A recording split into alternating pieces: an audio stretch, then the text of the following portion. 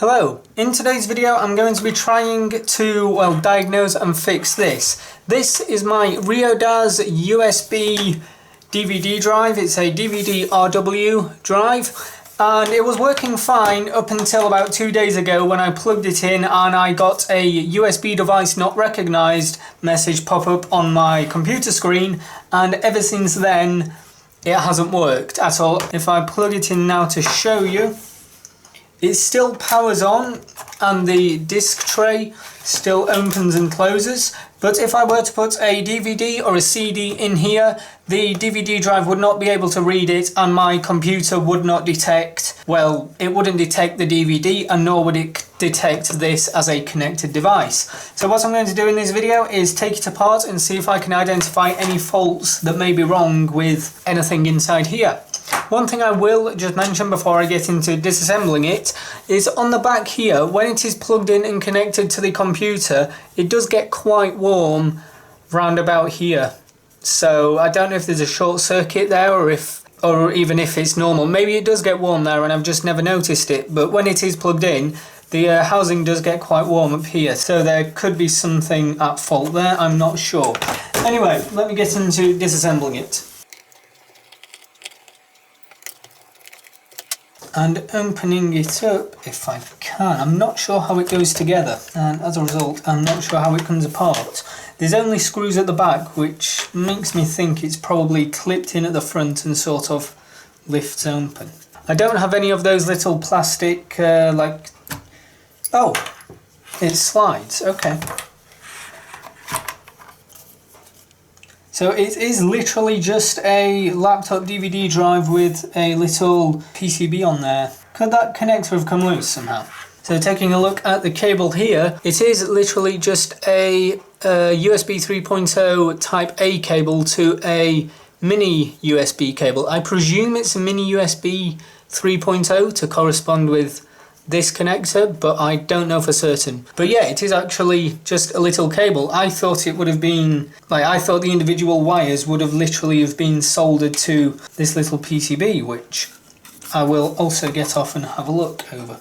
Right, so it looks like there's that screw there that's holding the PCB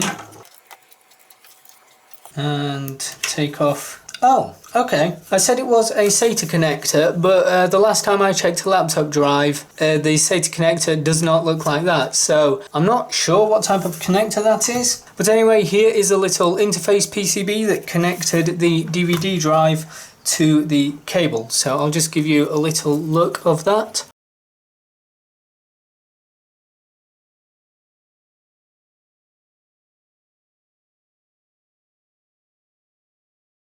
And that's basically the little interface PCB. And this is a DVD drive, and the first thing that I've noticed is it was actually manufactured in November 2007.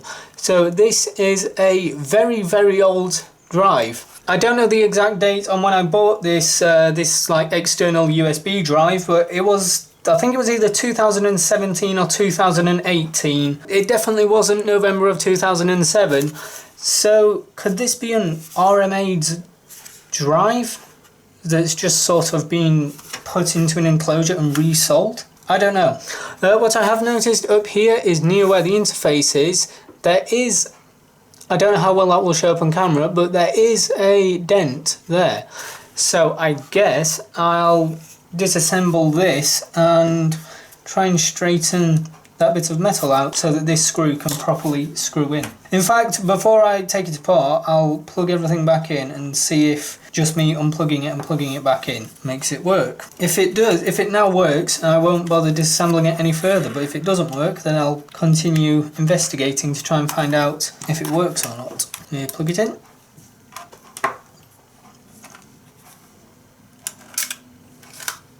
The drawer still opens.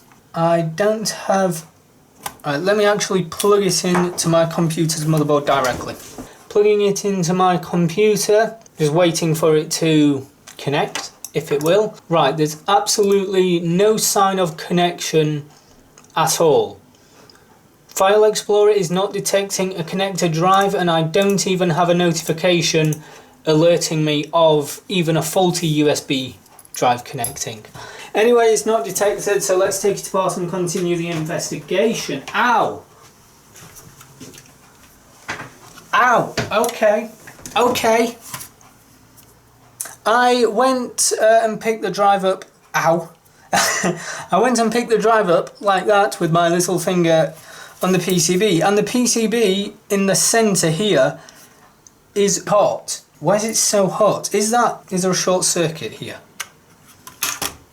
After doing further off-camera testing, which literally just involves me plugging in the USB cable and providing power to this PCB, I've noticed that the components that seem to get up to a really high temperature that is hot enough to burn you is these 5 components here. If I just turn the PCB around, then we have this component that says 12,000 on it, or 12.000, and then we have these little surface mounted components here. So my thoughts on this, bearing in mind my knowledge of PCB design is near enough non-existent, but if I had to have a guess at what may be going on here, my guess would be that there is a fault somewhere in the PCB, and as a result of that fault, these components are being sent a lot more current than perhaps what they are rated for, and as a result they are overheating.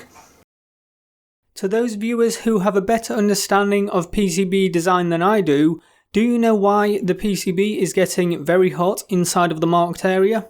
If you do have an answer for this, then be sure to let me know in the comment section below. I know I haven't done much in this video, but I'm beginning to think this PCB may be faulty. Right, let me tear this down and try and straighten out this. I need a tiny screwdriver for this.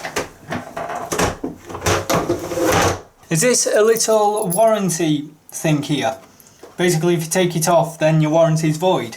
Well, judging by the fact how it was manufactured in November 2007, and I'm recording this video in October of 2019, that makes this drive 11 going on 12 years old. So the likelihood of any manufacturer warranty still being valid on this drive is, well, probably non-existent. But I don't think the drive is the issue, I think the issue is this PCB. So on the 26th of November this year, this drive will turn 12 years old. So I don't know if you've seen it before, but there's the actual manufacturing date, the 26th of the 11th, which is November 2007.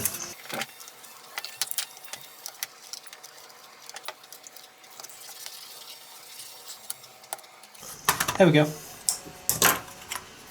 And now it just lifts off. Right. So here we have the tray assembly. Yeah, it looks like it's been dropped or something here, because it sort of bows in at the edge there. Now, that hasn't happened while it's been in the enclosure, because the enclosure is not damaged at all. Which makes me further wonder, are these DVD drives RMA drives that come in with like damaged or broken laptops, and the laptops tore down, and then the working components are just sold off to another manufacturer, who then may basically convert this RMA drive into a portable USB enclosure drive. Where is the release lever for this drawer? Now I'm just going to plug it in. I'll try not to blow it up because I don't know what this PCB will do. Just plug it in, open the drawer and quickly unplug it. Don't look at the light, don't look at the laser.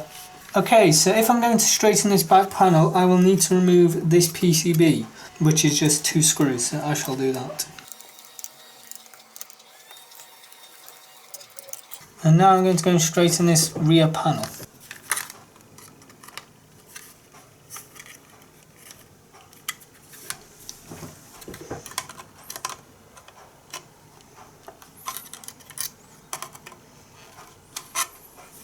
It's quite awkward to get into that little area to straighten it, because I'm just bending this top bit, which I don't want to do. I think that's straight enough. I think that'll do. I mean, this bent casing won't make a difference whether it works or not, but yeah, I think there's probably a fault with this PCB. Now I've straightened that out really as best as I can do, I shall just put this back in place. One thing that taking this USB DVD drive apart has made me wonder, will my new DVD drive, my new USB DVD drive that I bought to replace this one when this one stopped working, will my new one also have been manufactured like say a decade ago, and it may be a RMA drive that's been sold to a third party and then put into an enclosure. I don't know, it could be, but I don't know. But like I've said, I don't think the issue is actually with the drive. I think it's this interface PCB. It's the wrong screwdriver.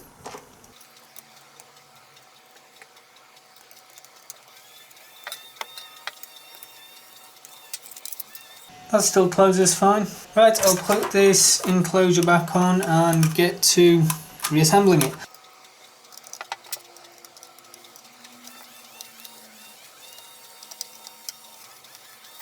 In fact, before I put it back together, while I'm here, I'll take some macro shots of this PCB and insert them, I guess, at the end of the video or where relevant in the video so that the viewer of the video can read them better. So I'll do that.